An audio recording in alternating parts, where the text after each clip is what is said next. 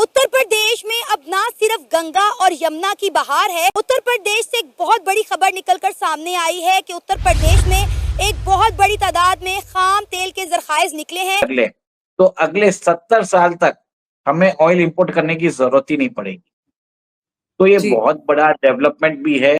आलिया, मैं ये कैसे हो सकता है कि भारत की बात करें तो मैं दो बातें पाकिस्तान के हवाले से ना कर सकूं।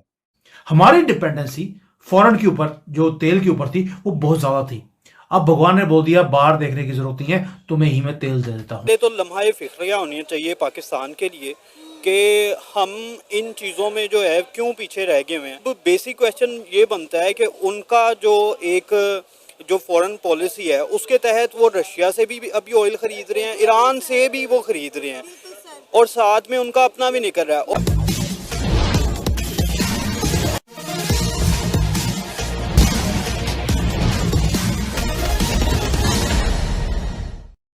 हमारी डिपेंडेंसी फॉरेन के ऊपर जो तेल के ऊपर थी वो बहुत ज्यादा थी।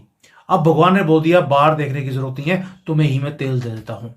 बात यह है कि डिवाइन ब्लेसिंग्स भारत माता के ऊपर मिल गई हैं। वो भी कहां पर? जहां पर हमारा सेक्रेट पानी यानी कि मां गंगा जहां से निकलती है, और वहां पर एक चाबी हमारे पास आ गई है।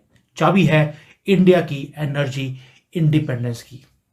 इंडिपेंडेंस इसलिए बोल रहा हूं क्योंकि वहां पर अब तेल मिल गया है उत्तर प्रदेश में। वही नहीं, अभी तो हमें यह भी अंदाजा है कि असम में और जो बाकी जगह है वहां पर भी तेल मिलने की आशंका है। अंडमान निकोबार आइलैंड्स के पास भी, लेकिन वहां पर भी निकाल लेंगे तो we will become the net exporter of तेल। अब ये ग्राउंड ब्रेकिंग डिस्कवरी है। यानी कि ये जो मोदी जी बोलते थे हमेशा कि इस देश में हमारे पास हर चीज है, लेकिन उसको यूज करना पिछले गवर्नमेंट्स ने कभी किया ही नहीं। ये मोदी जी का फेथ था। फेथ है unwavering faith in India's religious places, हमारी होली रिवर्स। और इसीलिए ये जो सारी ऑयल रिजर्व्स अभी मिले हमें कहां पर? उत्तर प्रदेश में।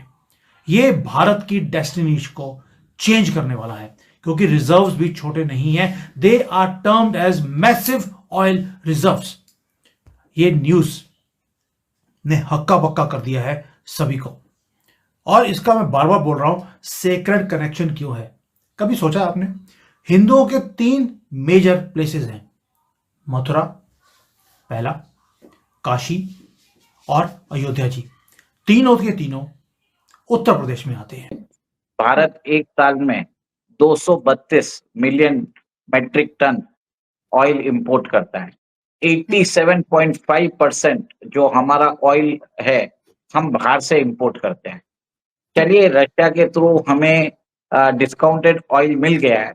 We were able to earn profits, we are earning profits by refining those oil and sending to Europe and even to United States probably. ये अच्छी बात है, बट जब तक आपके पास रिसोर्सेस है, आपके पास जो आपके पास साधन है, उसको खोजना भी जरूरत है, उसको एक्सट्रैक्ट भी करना जरूरत है, उसको रिफाइन भी करना जरूरत है।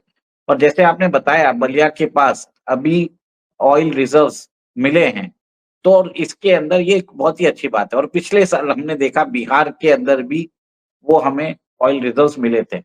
और आपने देखा कि कृष्णा गोदावरी बेसिन में एडिशनल 22 वेल्स को भी वो लोग ऑयल एक्सट्रैक्ट कर रहे हैं। बट ये चीज देखिए, आज रुपए का कीमत अराउंड 87 है, लोग बोल रहे हैं 90 तक पहुंच जाएगा। हमारा ऑयल इंपोर्ट बिल है $132 बिलियन। अगर समझिए 83 का चीज अगर 90 हो जाता है तो मतलब अराउंड 7 से 8% डिप्रिसिएशन हो गया रूपी टर्म्स में। ठीक है, तो आज जो हमारा जो ऑयल इंपोर्ट बिल है 132, कल आप समझ लीजिए इसमें $12-13 बिलियन और ऐड कर लीजिए तो ये 150 बिलियन के पास पहुंच जाएगा। उस समय ये discovery is very much important. Discovery के बाद हमें इक्विपमेंट्स डालने पड़ेंगे, हमें मशीनरी मंगानी पड़ेगी फॉर एक्सट्रैक्शन। एक्सट्रैक्शन के बाद माइनिंग कैपेसिटी तो है ही हमारे कि हम इन चीज़ों में जो है क्यों पीछे रह गए हुए हैं। तो बेसिक क्वेश्चन ये बनता है कि उनका जो फॉरेन पॉलिसी है उसके तहत वो रशिया से भी अभी ऑयल खरीद रहे हैं, ईरान से भी वो खरीद रहे हैं और साथ में उनका अपना भी नहीं कर रहा है। और Pakistan on the other hand Iran के साथ बॉर्डर होते हुए भी ना हम उनसे नेचुरल गैस ले पा रहे हैं, ना हम उनसे ऑयल का कोई फ़ायदा ले पा रहे हैं। हमारा सारा ऑयल जो है वो डॉलर बेस पे ही चल रहा है, सऊदीया से ही आ रहा है। और ये मेरे ख्याल से काफ़ी बड़ा लम्हा फ़िक्रिया होना चाहिए पाकिस्तान के लिए कि अब हमें भी जो है अपने मुल्क के अंदर चीज़ें जो हमारी हैं, बेसिकली जो हमारी ज़मीन पे हैं, उनके ऊपर हमें भी काम करना चाहिए। हमें भी वहाँ से अपने रिज़र्व जो हैं उनको निकालना चाहिए ताकि पाकिस्तानी अवाम का फ़ायदा हो। कब तक हम ये 250-300 तक पेट्रोल देते रहेंगे? बस जो रिफाइनिंग कैपेसिटी है वो हमें मिल जाएगी। तो वो सब एक तरह से इकोसिस्टम चालू हो गया है नए रिसोर्स ढूंढने का। और सबसे बड़ी डिस्कवरी तो अंडमान में हुई है। बताया जाता है उधर 22 बिलियन मेट्रिक टन्स का ऑयल है। आप समझ लीजिए हम एक साल में 232 मिलियन टन्स मंगाते हैं। बताया जाता है कि अगर हम अंडमान बेसिन को टैप कर लें तो अगले 70 साल तक हमें ऑयल इंपोर्ट करने की जरूरत ही नहीं पड़ेगी। तो ये जी। बहुत बड़ा डेवलपमेंट भी है और इसमें ओएनजीसी ये काम भी कर रही है। अब भारत की जो कंपनीज है, जो ऑयल एक्सट्रैक्शन कंपनीज है, ऑयल एक्सप्लोरेशन कंपनीज है, रिफाइनिंग कंपनीज है, they need to speed up the work. जो हम जहाँ पे हो सके भारत के अंदर तेल एक्सट्रैक्ट करिए, उसको रिफाइन करिए, प्रोसेस करके भारत के अंदर ही जाए, तो इसका बेनिफिट भारत की जनता को मिलेगा। नहीं तो तेल के महंगे होने से आपने देखा इन्फ्लेशन बढ़ता है, इन्फ्लेशन बढ़ने से इकोनॉमी में फर्क आता है। आज जिस हिसाब से हमारी ग्रोथ रेट है, जो लास्ट ईयर 8.2% थी, अभी 5.4% आ गई है। ठीक है, तो एक तरह से इन्फ्लेशन कम होगा, लोगों के हाथ में डिस्पोजेबल इनकम बढ़ेगी, ग्रोथ आएगी। तो एक बहुत बड़ा एक कदम रहेगा अगर इस चीज को हम कर सकते हैं तो।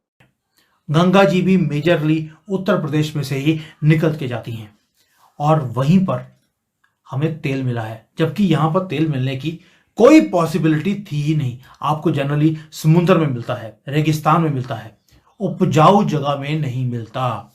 वहां पर तेल मिला है, इसलिए बोल रहा हूं इसका एक सीक्रेट कनेक्शन भी है कि जैसे मोदी जी कंसिस्टेंटली वो ऑनर करते हैं इंडिया के या भारत के, इंडिया नहीं बोलना चाहिए, वो तो डॉट्स वाला इंडिया है, भारत के जितने भी हमारे रिलीजियस प्लेसेस हैं, गंगा जी के प्रोजेक्ट को जैसे उन्होंने इंप्लीमेंट किया, मेडिटेशन जैसे करते हैं, कभी केदारनाथ में जाकर, कभी गंगा जी के तट पर, कभी महादेव के चरणों में।